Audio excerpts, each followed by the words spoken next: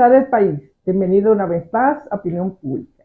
Yo me siento muy bien y agasajada de tener a nuestra diestra al embajador José Manuel Castillo Betance, que nos ha representado en 7 misiones internacionales, incluyendo Cuba y Rusia, y él vendrá a Opinión Pública para hablar de temas de actualidad como son los BRICS, la integración de América Latina y también el impacto económico de la guerra de Ucrania después de la paz. Para sentirse bien y ir a sus compromisos sociales, visite siempre al mejor salón de esta capital, Salón Marcia Beauty Center. Está en la Rómulo Betancourt, esquina Caonabo, y para mayor información puede llamar a su teléfono 809-482-3239.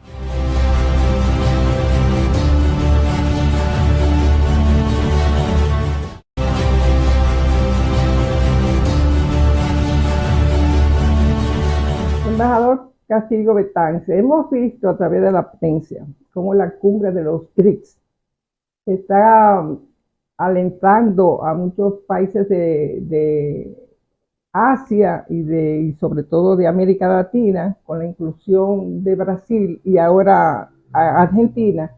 ¿Qué perspectiva usted le ve en esta situación y cómo eso se puede desarrollar con la perspectiva para América Latina? Le agradezco sobremanera, Virginia, la invitación que nos hace. Para nosotros siempre es un halago estar compartiendo. Hace mucho que no venía a Opinión Pública. Sí, lamentablemente los ajetreos y las ocupaciones no nos permiten frecuentar. Creo que después de El Salvador y de Rusia no ha venido a antes de la pandemia. Sí. Pero en lo que usted señala, efectivamente es así. Nadie quiere quedarse atrás. Hay un proceso de cambio bastante acelerado. Estamos viendo que en el siglo XXI se está dando una situación, y es que esa trilogía tradicional que teníamos, como es el caso de los Estados Unidos, de Japón y Europa, dominando a escala planetaria en la economía internacional, ya hay un proceso de desplazamiento.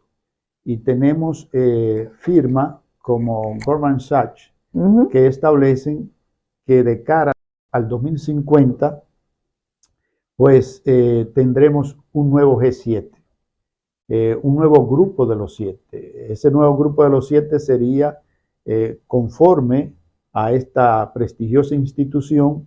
El caso de China sería presidido por China, los Estados Unidos, India, Brasil, Rusia y México e Indonesia. Estos serían los nuevos G7.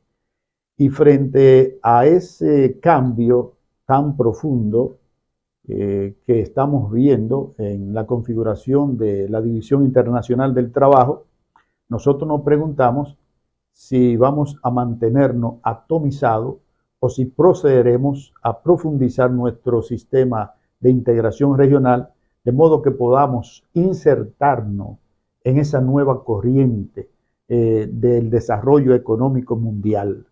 Yo creo que llegó la hora de que América Latina francamente empiece a concretar este viejo sueño del Gran Bolívar de tener una región integrada plenamente para que impacte en el desarrollo de nuestros pueblos.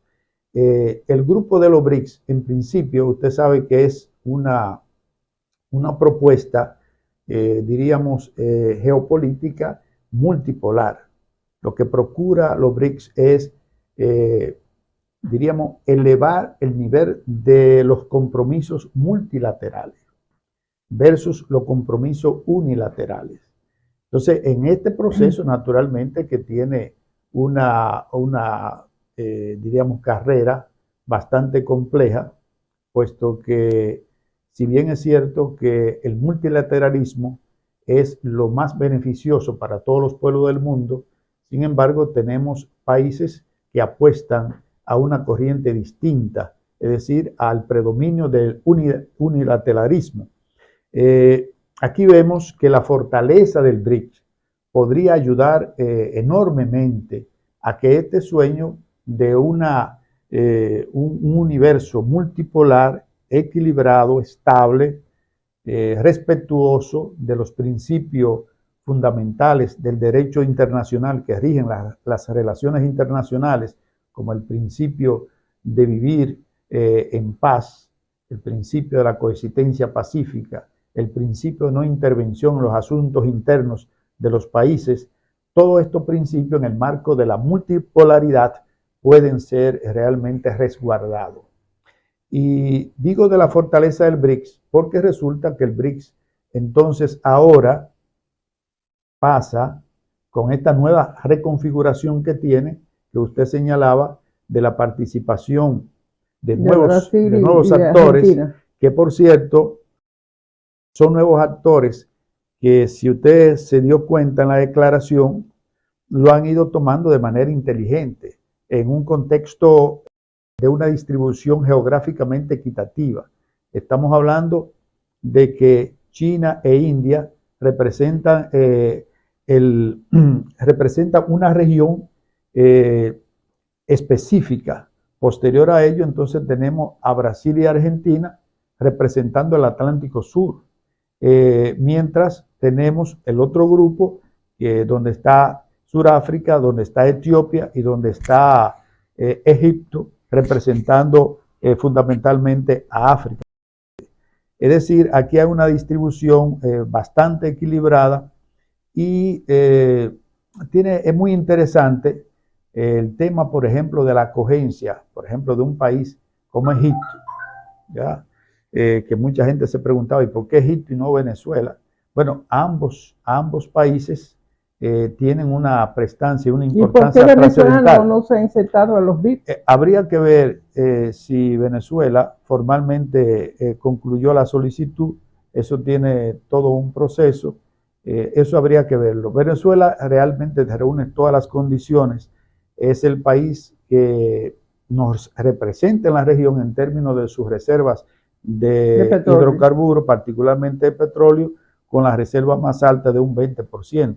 Ahora, Egipto es el país que da facilidad y que es un puente ideal a través del canal de Suez para poder transportar todos los hidrocarburos que se desprenden del Golfo y que representa un gran porcentaje de la comercialización de los hidrocarburos en el mundo. De modo que eso tiene una importancia capital. Igual Etiopía, que es uno de los países más tradicionales de África y de más prestancia en el África, pero que tiene la particularidad de que es frontera con Djibouti, que es la nación donde los chinos tienen la única base militar que tienen.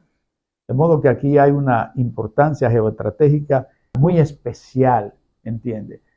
China y la India representando en el Indo-Pacífico, y luego entonces tienen un arco iris de otros países que se irán sumando más, porque como usted vio, fueron unos 40 países que solicitaron ingresar. Ahora, hay una particularidad con el caso de los BRICS, y es que una de las limitantes que tienen los países para ingresar, porque se comentó como que el presidente de Francia, Macron, había como gestionado si podía o no participar en la cumbre. Resulta que una de las condiciones que ellos tienen para ingresar es que el país de Occidente que ingrese tiene que renunciar a aplicar sanciones arbitrarias a los países, ¿verdad? Pero volviendo al tema de la fortaleza, ¿verdad? Estamos hablando que ya el BRICS, con esta nueva reconfiguración, va a tener un 34% del Producto Interno Bruto mundial. ¿Eso se inserta también en el orden mundial que se habla actualmente?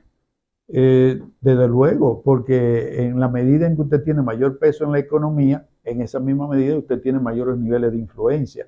Además de que también representan un 42% de la población mundial.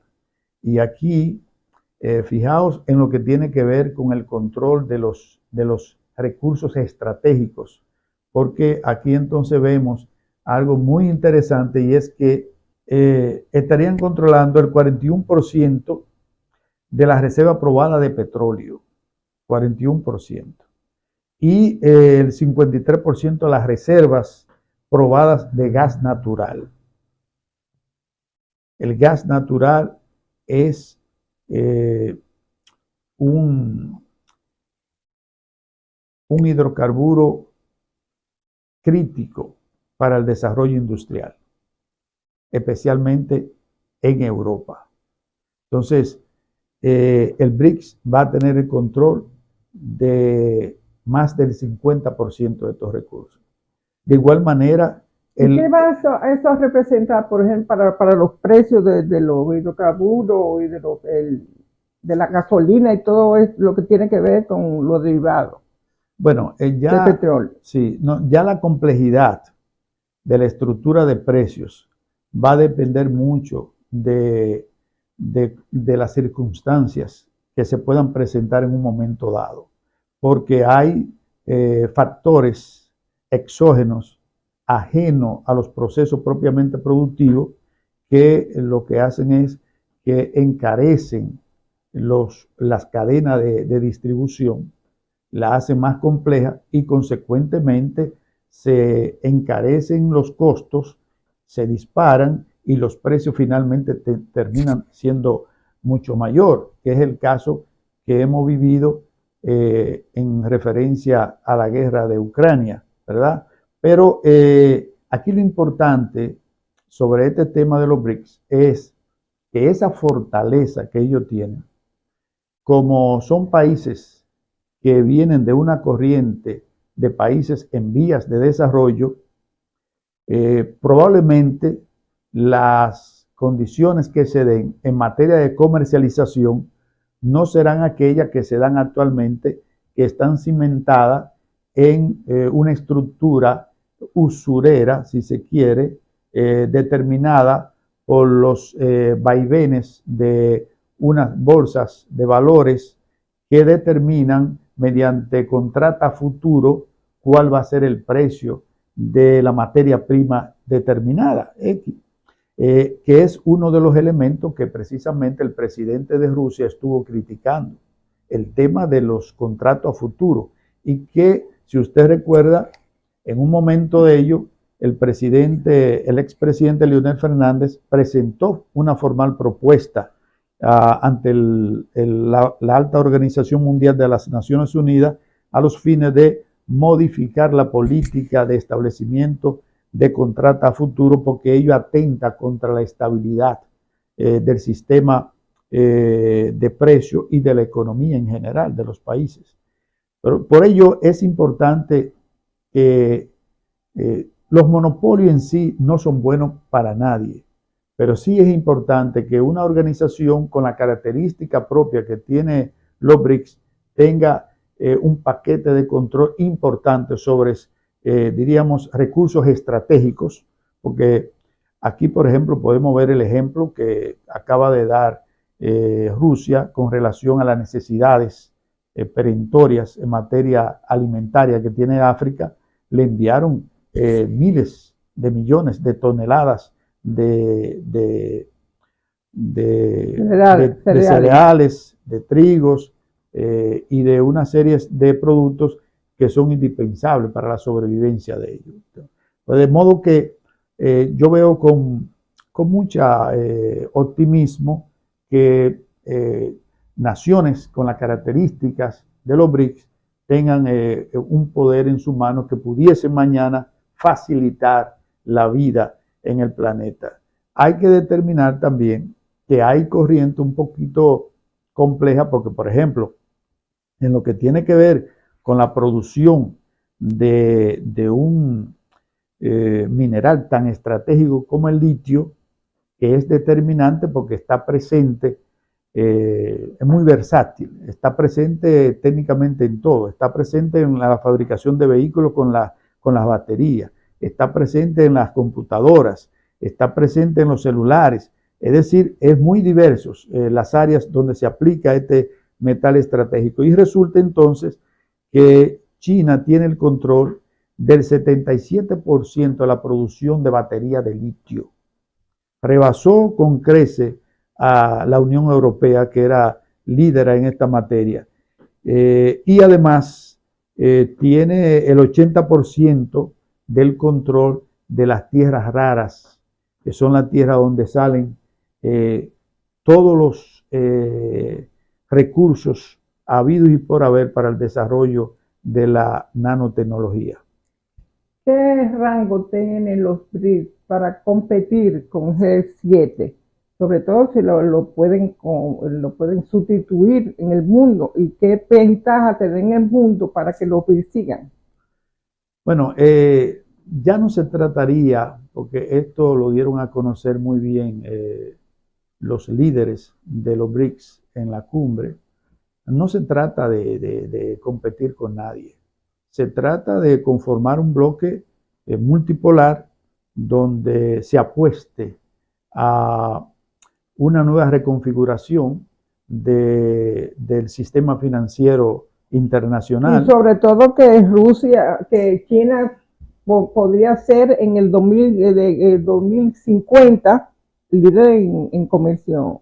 Sí, en economía. En economía. O sea, bueno, en realidad está pautado que conforme a la trayectoria que lleva China, pues vaya a rebasar. Actualmente la economía norteamericana es la más robusta. Actualmente los Estados Unidos lidera la economía con un PIB de 26 trillones de dólares versus el PIB de China, que anda por los 22, aunque por paridad China rebasa a los Estados Unidos. Pero aquí lo importante, porque ese proceso China lo logra de manera individual. Aquí la importancia es la conjunción de los esfuerzos que se dan en el marco del bloque, porque el bloque, por ejemplo, se plantea la necesidad de la reforma del sistema de las Naciones Unidas. Está abogando por una Naciones Unidas más eficiente y democrática, que no esté en manos de unos pocos, sino que esté en manos del universo, de la Asamblea General, y que lo que se determine en el marco de esa Asamblea General sea lo que rija para todos. Está planteando la necesidad de una reconfiguración de la División Internacional del Trabajo en términos de la participación de los países emergentes, y está apostando a una nueva arquitectura financiera internacional, que es muy importante, puesto que eso tiene que ver con los flujos de capitales y las condicionalidades para la cooperación oficial para el desarrollo, para la movilidad de los préstamos accesibles y con ciertas facilidades, para apoyar la cooperación y el desarrollo de los países sin condicionalidad, que eso es determinante, porque una cosa es que usted me transfiera recursos condicionados, donde probablemente puedan hacerme más mal que bien, puesto que eso lo podemos ver en el caso de los países donde ha estado presente el Fondo Monetario Internacional. No ha ganado una. Donde aparece el fondo, aparece el hambre, aparece el desempleo, aparece la ruina, la pobreza se incrementa. Eso lo vimos aquí en el 1984 con el fondo.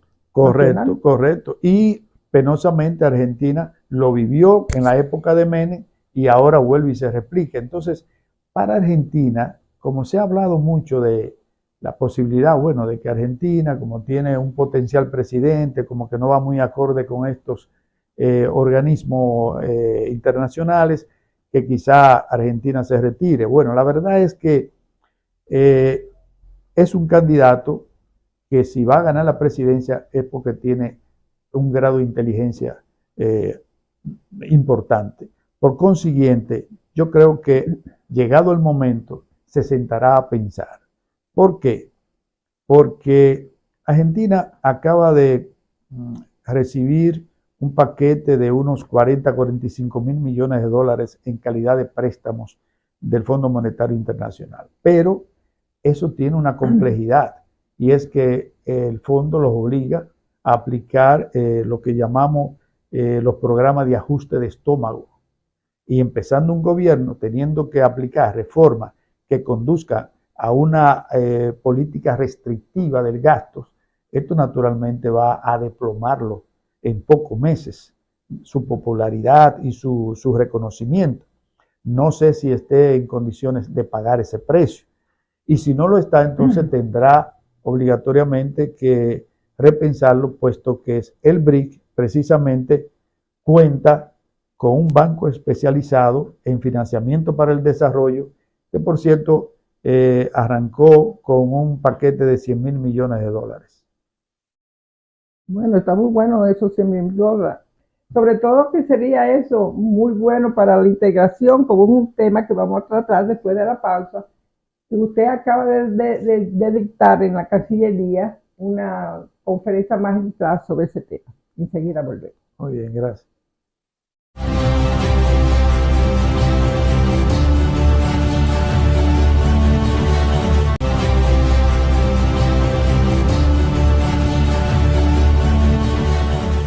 Castillo Betance, cuando usted habla de integración, sobre todo en esta conferencia magistral en la Cancillería, por supuesto se está aproximando a la pobreza de América Latina y lo que es la única solución, que es la integración. Me gustaría que nos hablara de esto en el contexto de América Latina, lo que está pasando.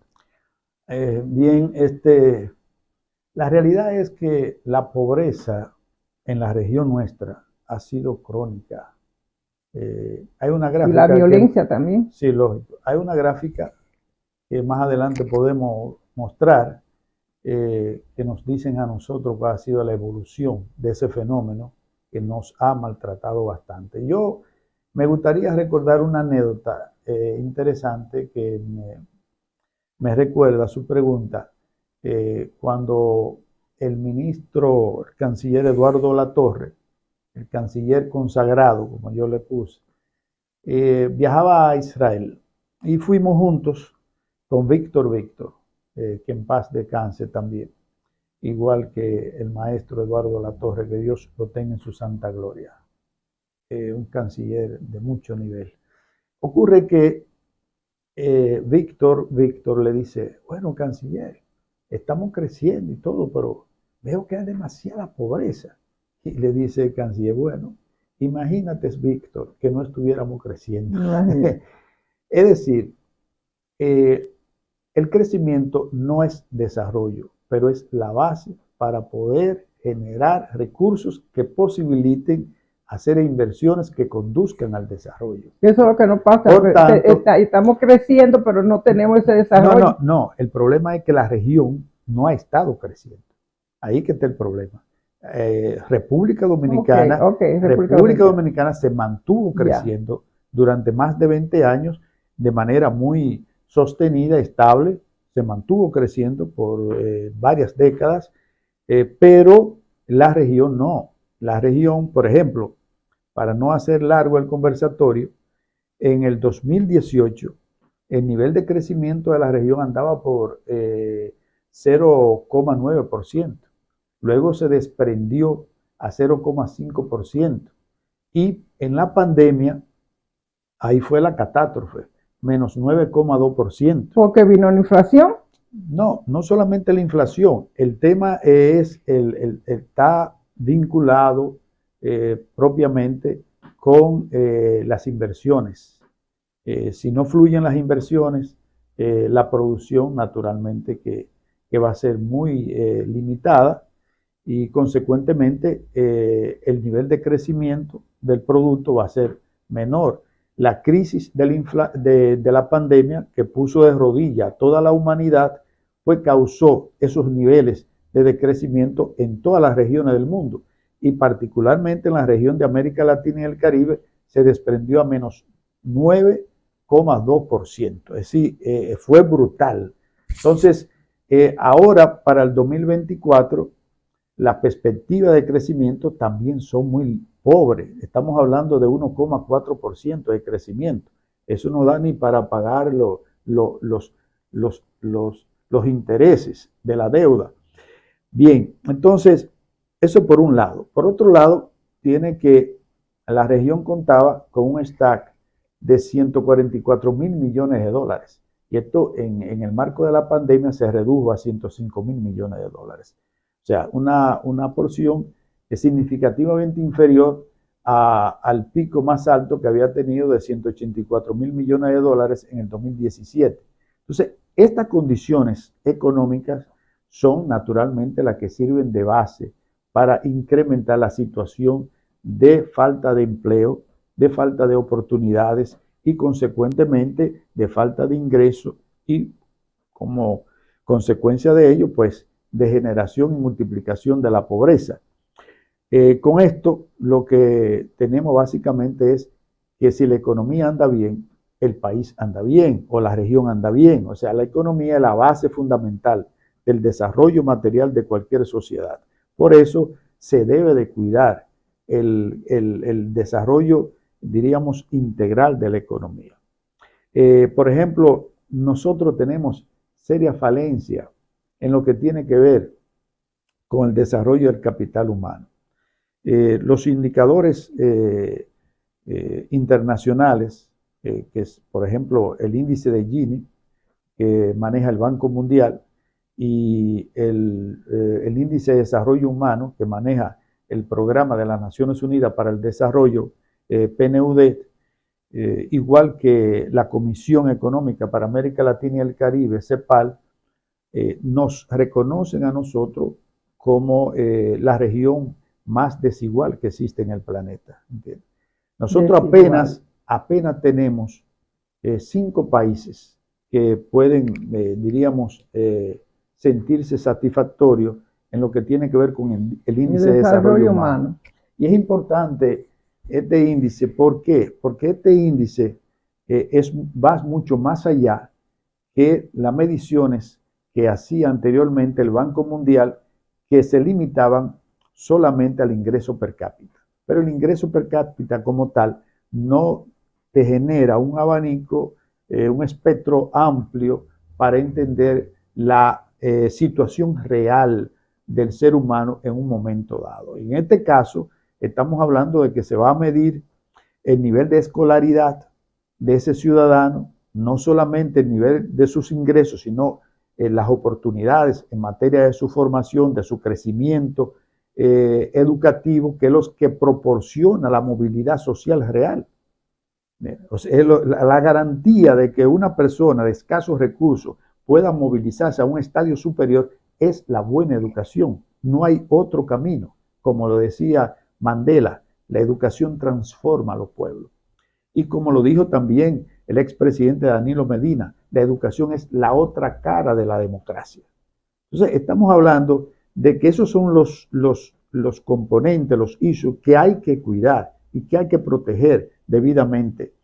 Y en ese sentido, creo que valdría la pena que el país se sentase a pensar en la necesidad de establecer un acuerdo especial con países nórdicos que tienen los indicadores más altos en materia de educación y que se han focalizado en desarrollar una educación para la producción, que son cuando los egresados están plenamente capacitados para entrar al escenario de la producción sin mayores dificultades.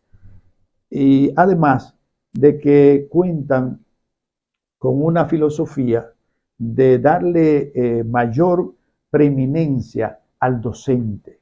El docente no solamente tiene un verdadero y real reconocimiento monetario, sino que además tiene un amplio reconocimiento social. Se le ve como una persona, como si fuese un sacerdote. O sea, hay un respeto al docente, ¿entiendes? Entonces, eso estimula al compromiso del docente. Sumado a ello, el docente entra en lo que ellos llaman la formación continua, la educación continua del profesional de carrera, que por cierto debemos de felicitar al INESDI, el Instituto de Formación Académica y Diplomática de la Cancillería, que también está aplicando un método como ese de formación continua de los diplomáticos. Muy importante. Entonces, esas son las cosas que precisamente hacen que un país pueda dar el salto y pueda situarse en la ruta del desarrollo. Fíjate que Finlandia, por ejemplo, Finlandia sufrió 5 siglos bajo la bota del Imperio Sueco y 2 siglos bajo la bota del Imperio Ruso. Y aún así, Finlandia está ranqueada como el país más avanzado en materia educativa. En los años 60, Finlandia no tenía una calle asfaltada. Y ve hoy a Finlandia para que tú veas, es una tacita de oro. Entonces, el problema de la pobreza en la región de América Latina y el Caribe tiene que ser trabajado y enfrentado de manera, yo diría, decisiva. Pero eso, ¿cuál es su fórmula para salvar eso? no, yo entiendo que la integración es la única alternativa posible para superar el flagelo de la pobreza y la brutal desigualdad. Estoy plenamente convencido con ello. Fíjate que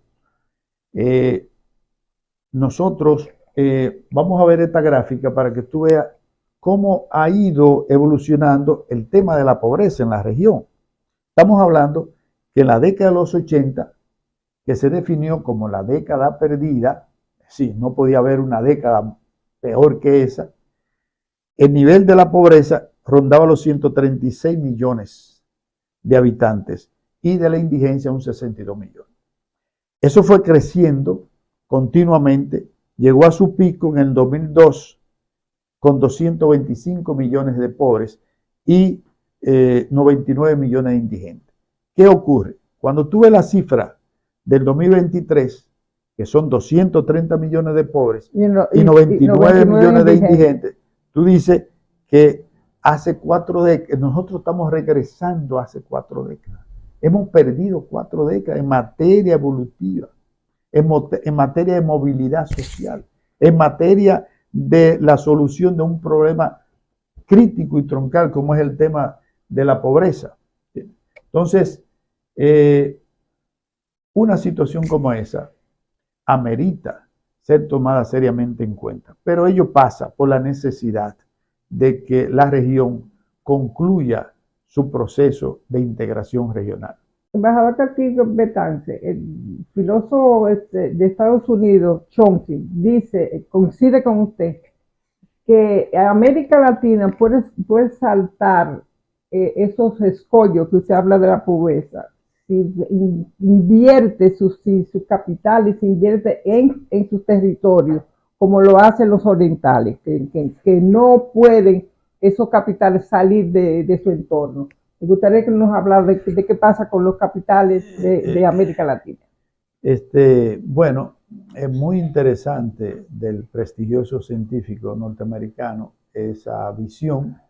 Yo la comparto en un 100%. He escrito sobre ello. Se trata de la descapitalización de la región. En principio, esto tiende a darse con mayor frecuencia en nuestra región porque no contamos, francamente, con una norma común en la región que rija el flujo de inversión extranjera directa. Las inversiones llegan y llegan a un territorio atomizado, donde todos vamos a competir relajando y flexibilizando las normas para poder conseguir algo. Entonces, como las economías grandes son muy pocas, estamos hablando técnicamente de 4 países, de Brasil, de México, de Argentina, fundamentalmente, luego podría ser Colombia, que precisamente desplazó a Chile en la atracción de inversión extranjera directa, y Chile, o sea, esos son los grandes países. Entonces, el resto somos 34, el resto somos economías pequeñas, con una norma, yo diría, en competencia plena y una región atomizada. Bueno, pues el capital se sirve con sus anchas, ¿no? En ese sentido, nosotros hemos propuesto la necesidad, pero ya sería en el marco propiamente de la concreción del sistema de integración, una norma común para poder regir la materia, que también va a beneficiar grandemente a los inversionistas porque va acompañado de que se pueda tener una norma de origen común, que si usted invierte en República Dominicana, ya usted tiene acceso a todos los demás mercados sin tener que estar invirtiendo recursos y trabado en burocracias para determinar si su producto es de tal o cual territorio, o sea, que sea común. A eso nos conduce la integración, que es diferente a la temática de simplemente comercial, porque una cosa es que usted compre y venda a un país y otra cosa es que usted pues esté dentro de un esquema de integración que tiene 5 fases. La primera fase del sistema de integración es la zona de libre comercio. Posterior a ella va la unión aduanera, que ha costado mucho realizarla en la región. Apenas tenemos una subregión que es Centroamérica que ha avanzado notablemente en esa materia. Luego viene el mercado común, posterior a ello viene entonces un mercado único y ya al final viene lo que se conoce, lo que existe en Europa, que es la unión monetaria, ¿verdad? Entonces son procesos que la región tiene que empezar a trabajar y a desarrollar. Pero la realidad es que nosotros tenemos todas las condiciones para poder concretar en este espacio de tiempo que en los próximos 10 años aprovechar una figura como Lula, que ha regresado al poder y que está altamente comprometido con el proceso de integración regional. Bueno, yo creo que hemos avanzado mucho en este programa y la expectativa que tiene América Latina de que es la integración lo que nos puede salvar de esta pobreza. Vamos a seguir con otros temas después de la pausa.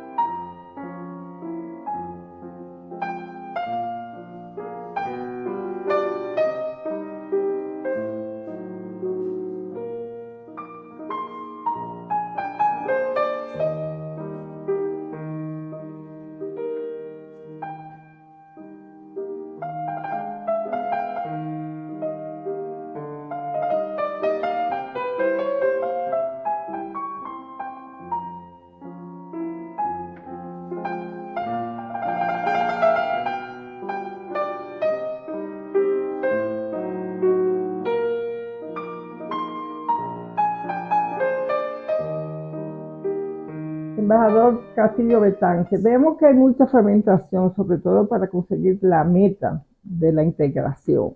¿Cómo existe eso en América Latina? ¿Cuál es la fermentación? Bueno, la verdad es que desafortunadamente, en principio, porque todo inicia tiene mucha ascendencia, pero ya en términos más cercanos, está el caso de la espada libertaria de Bolívar, que en su carta a Jamaica de 1815 define las características especiales que tiene la región para poder conformarse en un solo bloque y integrarse para los beneficios del desarrollo de las economías de los países federados. Posteriormente, en el 1826 organiza la primera asamblea diplomática, donde convoca a los principales países de ese entonces, y resulta que desafortunadamente en ese conclave estuvo invitado el cónsul de Inglaterra, que llegó allí y penosamente sembró la semilla de la división. Tenía como encomienda ¿Por qué? evitar que las naciones se federasen para enfrentar los peligros que representaba España para ella en la reconquista, ¿verdad? Y a partir de ahí, bueno, se aplicó el principio de Julio César, divide y vencerá. Y hasta la fecha, eso ha primado una de las retrancas que tiene precisamente el proceso de integración, es el sesgo ideológico, los prejuicios ideológicos que muchos líderes de la región han establecido, que debemos de cuidar de que las diferencias que puedan existir entre nosotros pues sean un obstáculo para avanzar, sí. para avanzar en el proceso de integración regional.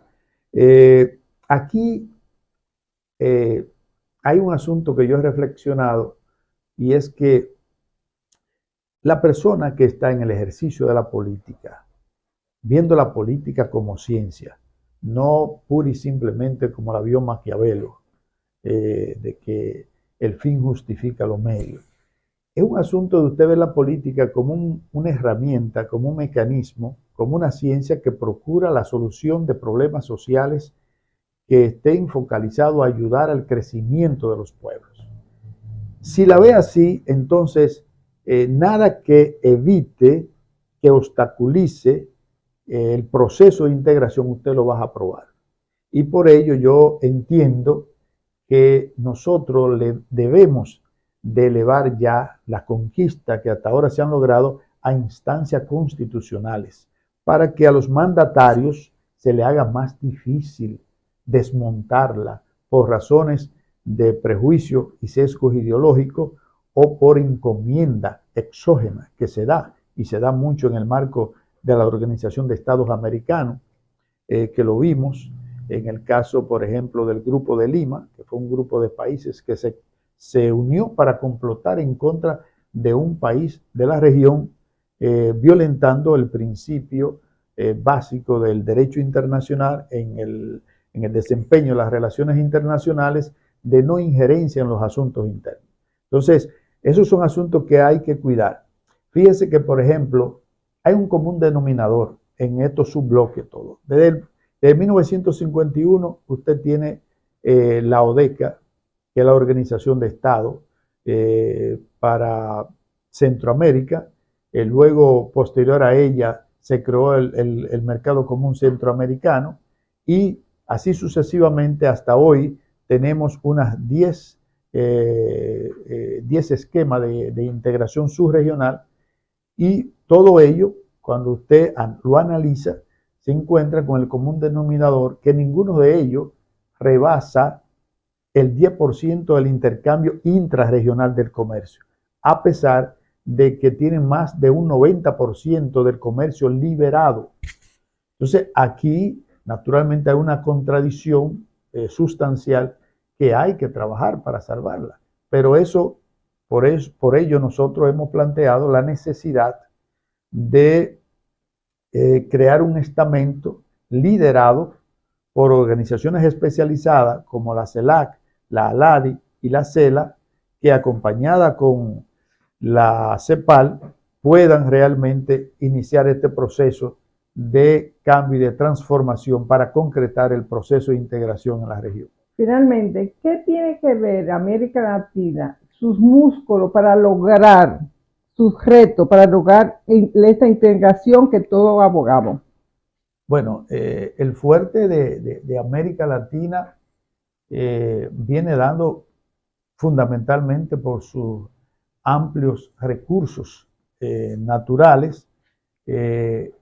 América Latina, en principio, es una región con 20 millones de kilómetros cuadrados, superior a la gran nación del mundo, que es Rusia, que tiene 17,2 millones de kilómetros cuadrados.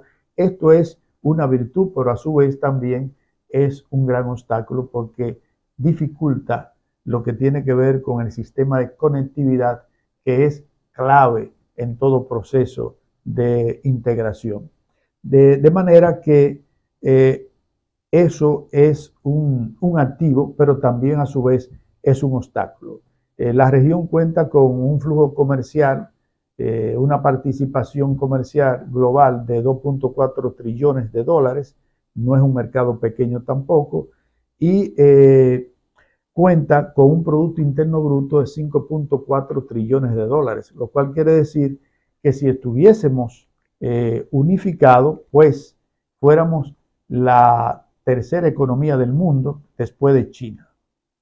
Además, la región domina un 52% de toda la biodiversidad del planeta. Y esto es muy importante porque esta es la base a partir de la cual se desarrollan las tecnologías de punta, las nanotecnologías, la ingeniería genética, es decir, todas estas nuevas tecnologías que son la base fundamental para el desarrollo industrial y particularmente para el desarrollo de la cuarta revolución industrial. ¿Y cómo se da el Internet, por ejemplo, como usted me decía fuera de cámara, qué es tan importante para la integración? Bueno, el Internet no es una herramienta para jugar, el Internet es un medio de producción y desafortunadamente en la región ocurre que del 87% de la población que vive en el ámbito de la señal 4G, solo un 37% tiene acceso a ella. Pero más crítico aún, lo que tiene que ver con las señales de calidad de la fibra óptica, apenas acceso a ello tiene un 9,9%. Es decir, se trata de que estamos frente a un hecho de que las herramientas fundamentales hoy en día en la nueva economía, que es la economía del conocimiento, del Internet de las cosas, etcétera, la región está inhabilitada para hacer uso de esos recursos para su propio desarrollo. Son de los cambios que vendrían de facto si estuviésemos integrados.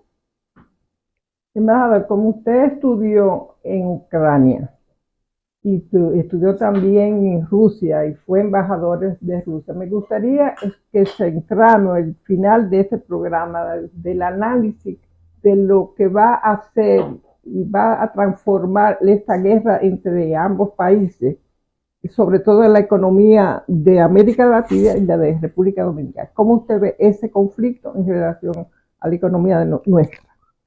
El impacto de la guerra es demoledor, porque la guerra solo es fatalidad. No hay causa alguna que justifique una guerra, no la hay. Y le envié un mensaje donde decía que la guerra es una fatalidad. Solo le sirve a quienes acumulan fortunas en base a la sangre de los humanos que caen por morteros o por hambruna. Y esa es la realidad que se está dando en muchos países del mundo. Ya hablábamos del gesto solidario que mostró Rusia para con los hermanos africanos, enviándoles miles de millones de toneladas de cereales por su situación crítica que están pasando. Todo esto tiene un gran impacto. ¿Por qué ocurre? Que Rusia y Ucrania representan un tercio de la producción mundial de cereales. Eso naturalmente que en una situación de guerra, pues se dificulta todo. La cadena de producción y de distribución se cae. Al caerse, bueno, pues no llega justo a tiempo lo que debe de llegar. Entonces, por otro lado, está el impacto que ha tenido económico en la propia Europa. Estamos hablando de que Alemania, que era la quinta economía global del mundo, ha sido desplazada por Rusia, reconocido por el Banco Mundial. De modo que aquí la inflación propia está impactando de manera considerable a países, por ejemplo, como España, que son de los países que menos inflación tienen. Es el impuesto más caro para los pobres. Bueno, Juan Bosch decía que es el principal ladrón de los pírricos salarios que perciben los trabajadores. Entonces, por ejemplo, en el área de alimentaria, la inflación en España llega a un 18%, en Luxemburgo a un 13%. Es decir, esto ha minado las economías de los países. Y desde luego que nosotros abrigamos la esperanza de que se nos dé como regalo un trato para terminar con la guerra, que debió de haber terminado en las conversaciones últimas que se iniciaron en Estambul y que fueron desafortunadamente boicoteadas por el ex primer ministro inglés Boris Johnson. Ojalá que cuando se reinicien las conversaciones de diálogo sea en base a la propuesta africana, que no aparezca un inglés. Bueno, y parece que esa guerra de desgaste va a continuar. ¿Usted o cree lo contrario? No, yo creo que Europa está consciente, en primer lugar, lo que se pretendía hacer no se ha logrado, es un boomerang, el hecho de que usted diga, bueno, Rusia estaba creciendo, pero no tanto. Rusia estaba en una posición de un 10º lugar en el contexto de la economía global y ahora aparece en el 5º lugar, desplazando a Alemania, que es la primera economía de Europa. Entonces, o sea, si pretendíamos desgastar la economía de Rusia a los fines de que no se constituyese en una verdadera potencia global, entonces eso ha fracasado. Por tanto, hay que rectificar. Además de que esto tiene un impacto demoledor para los pueblos. Por Dios, si estamos en política, tenemos que tener como referente a nuestros pueblos y nada más. La política no es para hacer negocio, la política es para solucionar problemas sustanciales de los pueblos, no para hacer negocio. Y la guerra es un negocio brutal y sucio. Muy bien. Bueno, embajador, ha sido muy placentero este encuentro nuevamente en Opinión Pública. Dejar la puerta abierta porque tenemos un programa de sus composiciones musicales y también de su trayectoria en esta carrera. A ustedes sabidos será como siempre, después de darle las gracias, que nos encontraremos de nuevo en el próximo domingo, donde yo les encuentre otra vez en Opinión Pública. Hasta entonces.